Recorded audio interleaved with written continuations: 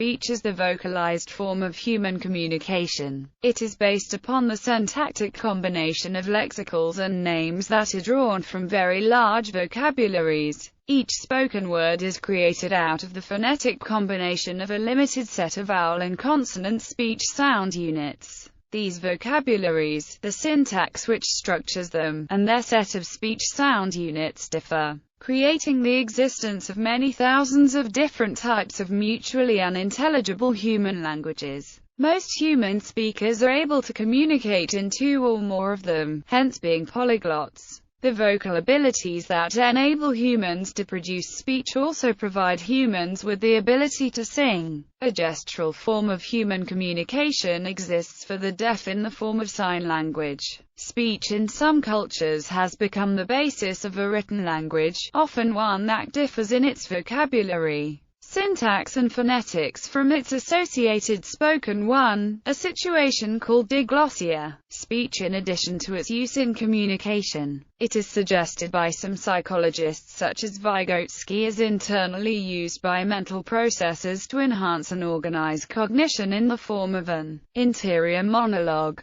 Speech is researched in terms of the speech production and speech perception of the sounds used in vocal language. Other research topics concern speech repetition, the ability to map heard spoken words into the vocalizations needed to recreate them. That plays a key role in the vocabulary expansion in children and speech errors. Several academic disciplines study these, including acoustics, psychology, speech pathology, linguistics, cognitive science, communication studies, otolaryngology and computer science. Another area of research is how the human brain in its different areas such as the Broca's area and Wernicke's area underlies speech.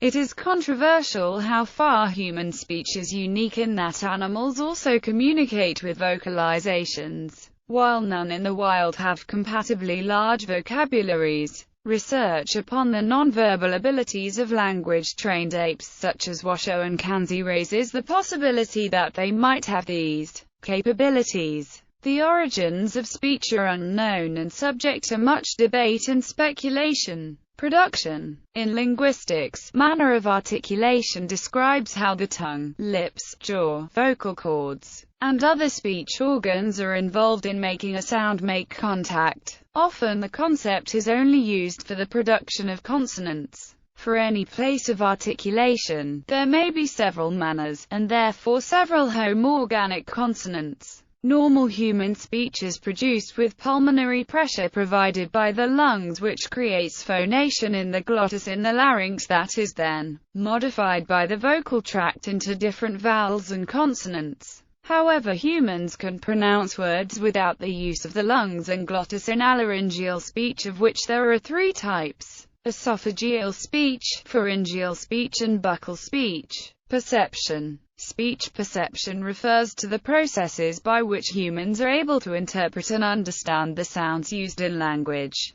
The study of speech perception is closely linked to the fields of phonetics and phonology in linguistics and cognitive psychology and perception in psychology. Speech research has applications in building computer systems that can recognize speech, as well as improving speech recognition for hearing and language-impaired listeners. Repetition. Spoken vocalizations are quickly turned from sensory inputs into motor instructions needed for their immediate or delayed vocal imitation. This occurs independently of speech perception. This mapping plays a key role in enabling children to expand their spoken vocabulary and hence the ability of human language to transmit across generations. Errors. Speech is a complex activity. As a result, errors are often made in speech. Speech errors have been analyzed by scientists to understand the nature of the processes involved in the production of speech.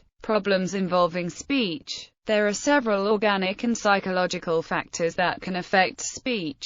Among these are diseases and disorders of the lungs or the vocal cords, including paralysis, respiratory infections, vocal fold nodules and cancers of the lungs and throat. diseases and disorders of the brain, including alogia, aphasias, dysarthria, dystonia and speech processing disorders, where impaired motor planning, nerve transmission, phonological processing or perception of the message leads to poor speech production. Hearing problems, such as otitis media with effusion, and listening problems, auditory processing disorders, can lead to phonological problems. Articulatory problems, such as slurred speech, stuttering, lisping, cleft palate, ataxia, or nerve damage leading to problems in articulation. Tourette syndrome and tics can also affect speech.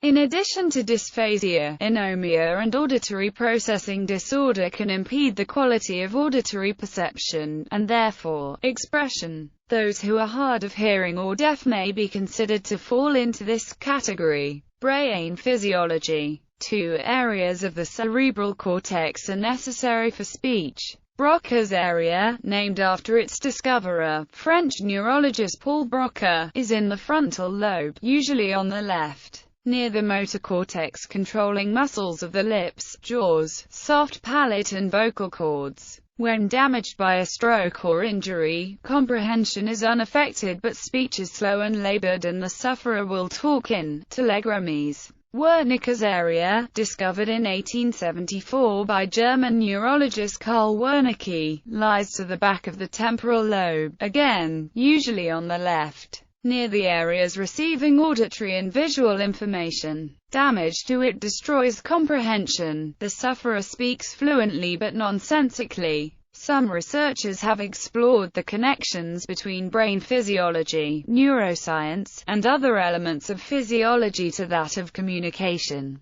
Communibiology, first proposed by Beatty and McCroskey, address these issues and presents a set of specific axioms about these phenomena.